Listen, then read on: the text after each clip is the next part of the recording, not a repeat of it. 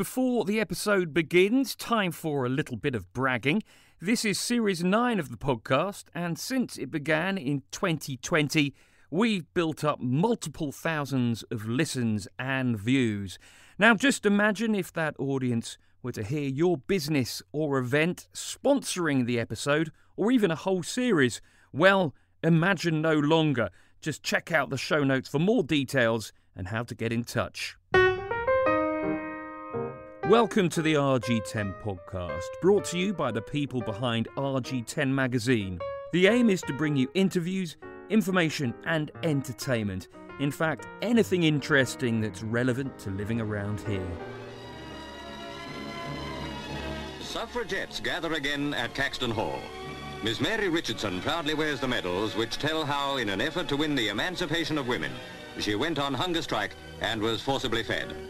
Miss Eileen Casey chats with the Reverend Hankinson, who visited suffragettes in jail. The get-together is to mark the 50th anniversary of the beginning of the movement. Miss Lillian Lenton, second from the left, went to jail 6 times. To the present generation, it seems almost unbelievable that women should have been so underprivileged only 50 years ago. That it is so incredible is a tribute to the sacrifices of the suffragette pioneers. That's a clip taken from a 1955 newsreel called Suffragettes Meet Again. You heard the name Lillian Lenton mentioned, and she is both the hero and villain of this episode.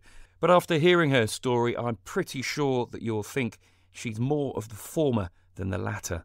So what is Lillian's connection to us?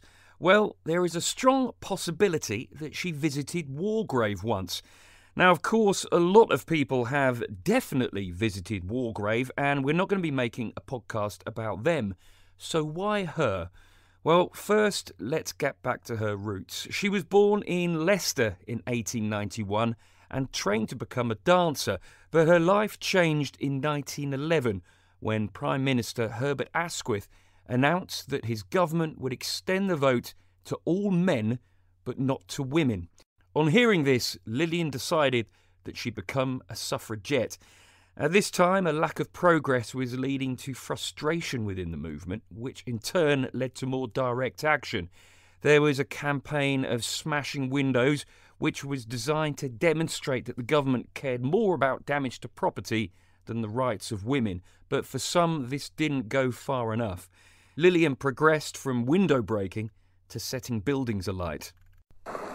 I came along later in the militant campaign when people were no longer being arrested for little things like smashing windows. In fact, I was one of the first people to start burning buildings.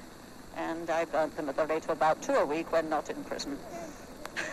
The most high-profile target of her arson attacks was the tea pavilion at Kew Gardens, which she set alight in February 1913. It didn't end well because she was caught at the scene, arrested and taken to Holloway Prison. Here, things became even more grim. Lillian went on hunger strike, and this led to her being force-fed, one of the consequences of this brutality being pneumonia and pleurisy, due to food getting into her lungs. Meanwhile, the government had introduced the Cat and Mouse Act, where those on hunger strike were allowed to leave jail whilst under surveillance. Then after they recovered, they were locked up again. This happened to Lillian, apart from the last bit, because she escaped, and from then on she was known to the police as a tiny, wily, elusive pimpernel. Which brings us to Wargrave.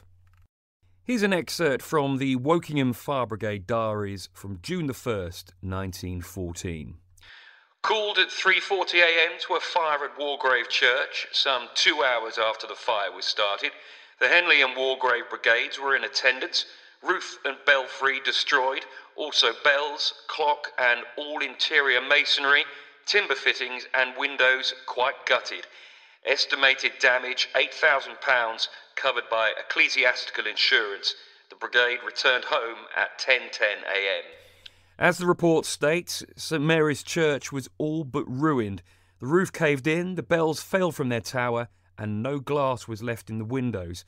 But not all was lost. The parish registers, dating back to 1538, were snatched from the flames, and the salvaged bell metal was used to cast the small bell that still hangs at the church.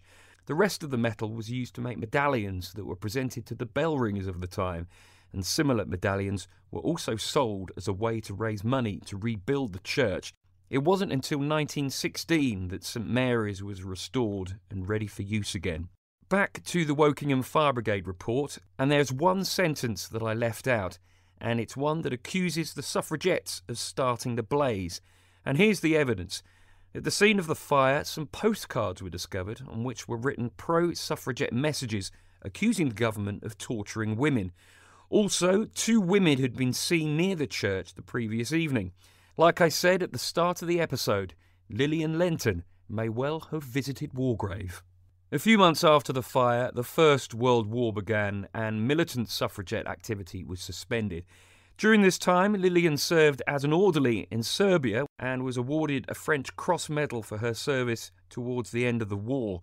By February 1918, some women over the age of 30 were allowed to vote, but it was only about 2/3 of the total population of women in the UK. So Lillian's campaign for the vote on equal terms with men continued. It wasn't until 1928 that women over 21 were able to vote and finally achieved the same voting rights as men. Lillian Lenton died in 1972, aged 98. St Mary's Church remains, part of which date back almost 1,000 years. Other parts date back almost 100. Thanks so much for listening to the RG10 podcast. As I said at the start of the episode, there are opportunities to sponsor the show. Check out the show notes to find out more. And if you've got any thoughts about who or what we can include in future episodes, then please do let us know via the rg10mag.com website or on any of our various social media channels. Goodbye.